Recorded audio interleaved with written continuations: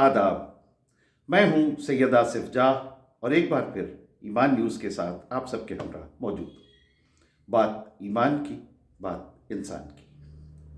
ہندوستان کی رنگ برنگی تصویر میں ایک ایسا رنگ بھی ہے جو وقت کی گرد اور حالات کی بے رخی کی وجہ سے دھندلا پڑتا جا رہا ہے۔ فرانسیسی صحافی فرانسس گوئٹر کی حالیہ رپورٹ اور سالوں پہلے آئی سچر کمیٹی کی رپورٹ کی سفارشات جب ایک ساتھ ایک میز پر رکھی جائیں تو ایک ایسی حقیقت آنکھوں کے سامنے آتی ہے جو نہ صرف افسوسناک ہے، بے حد افسوسناک ہے، بلکہ ملک کی سالمیت کے لیے ایک بڑا سوالیہ نشان بھی ہے۔ یہ محض آنکڑوں کے پلندے نہیں ہیں، بلکہ اس درد کی داستان ہے جو دلی کے سلبھ شوچالیہ سے لے کر آندھر پردیش کے ان کچے مکانوں تک پھیلی ہے جہاں ایک وقت کا کھانا بھی ڈھنگ سے میسر نہیں ہوتا۔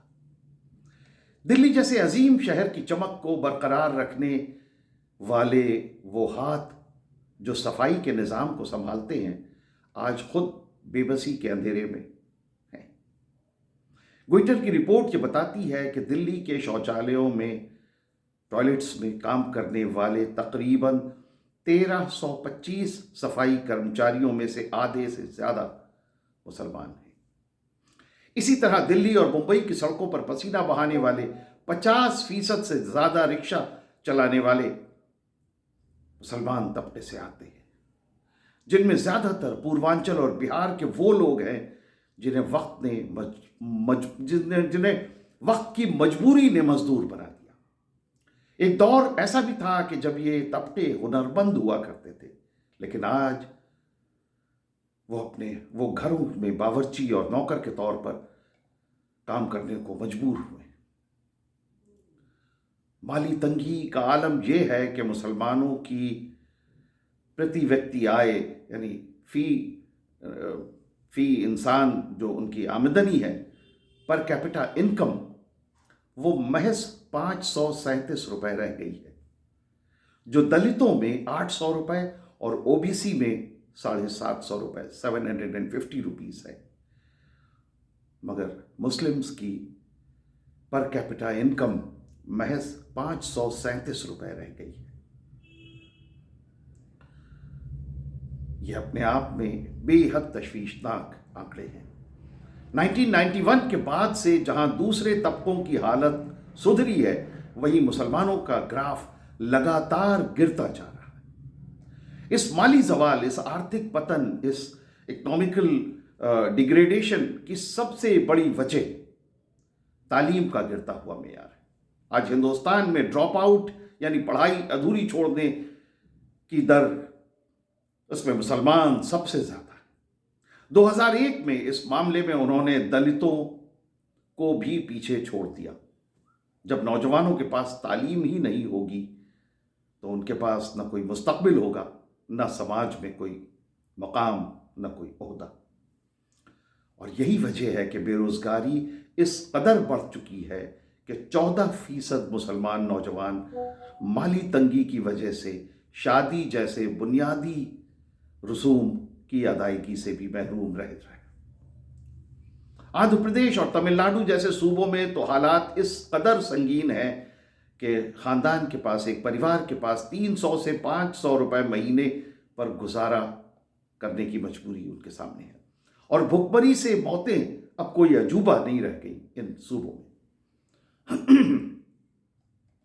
اس اندھیرے میں امید کی ایک کرن سچر کمیٹی کی شکل میں آئی تھی، جس نے 2006 میں اپنی رپورٹ پیش کی، اور جسٹس راجندر سچر کی اگوائی میں بنی اس کمیٹی نے پہلی بار سرکاری طور پر مانا کہ مسلمانوں کی حالت دلتوں سے بھی بدتر ہو چکی ہے۔ سچر کمیٹی نے کئی اہم سفارشات پیش کی، جیسے مسلم علاقوں میں بینک کی برانچز کھولنا، اسکولوں اور کالجوں کا جال بچھانا، اور سرکاری نوکریوں میں ان کا ریپرزنٹیشن بڑھانا، ان کی نمائندگی کو زیادہ کرنا۔ اس کے بعد حکومت نے multi sectoral development programme MSDP اور پری میٹرک اور پوسٹ میٹرک اسکالرشپ جیسی اسکیمز بھی شروع کی، لیکن زمینی حقیقت یہ ہے کہ ان اسکیموں کا فائدہ ان لوگوں تک پوری طرح نہیں پہنچا جنہیں اس کی بے حد سخت ضرورت تھی۔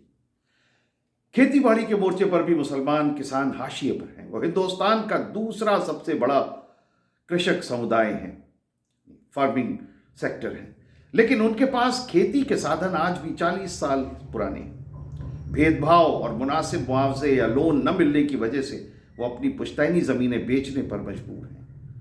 زمین سے بے دخلی کا مطلب صرف جائیداد کھونا نہیں بلکہ اپنی شناخت کو داؤں پہ لگانا ہے۔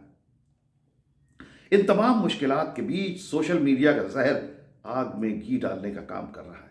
دن رات پھیلائے جانے والے پروپیگنڈا کے ذریعے نئی نسل کے ذہنوں کو اس قدر زہریلا بنایا جا رہا ہے کہ ان کے دلوں میں اپنے ہی وطن کے بھائیوں کے لیے نفرت، بے انتہا نفرت پیدا ہو گئی۔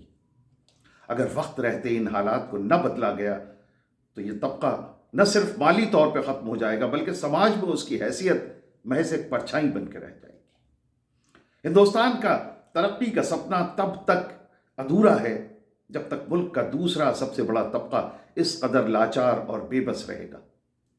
ضرورت اس بات کی ہے آج کہ سچر کمیٹی کی ان فائلوں کو دوبارہ کھولا جائے جو دھول پھانک رہی ہیں، اور فرانسس گوئٹر جیسی رپورٹس کو محض کاغذ کا ٹکڑا نہ سمجھا جائے۔ جب تک ہر شہری کو برابری کا حق اور ترقی کے برابری کے موقع نہیں ملیں گے، سب کا ساتھ، سب کا وکاس محض ایک نعرہ، ایک لفاظی بن کر رہ جائے گا۔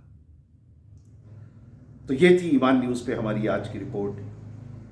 ایمان نیوز کے ساتھ اپنی محبتوں کا سلسلہ بدستور برقرار رکھیے، چینل کو سبسکرائب کیجیے، ہمارے ویڈیوز کو لائک کیجیے، شیئر کیجیے، فارورڈ کیجیے، اور اپنی باتیں، اپنے خیالات، اپنے تاثرات کمنٹس کے ذریعے ہم تک پہنچائیے۔ بہت بہت شکریہ۔ خدا حافظ۔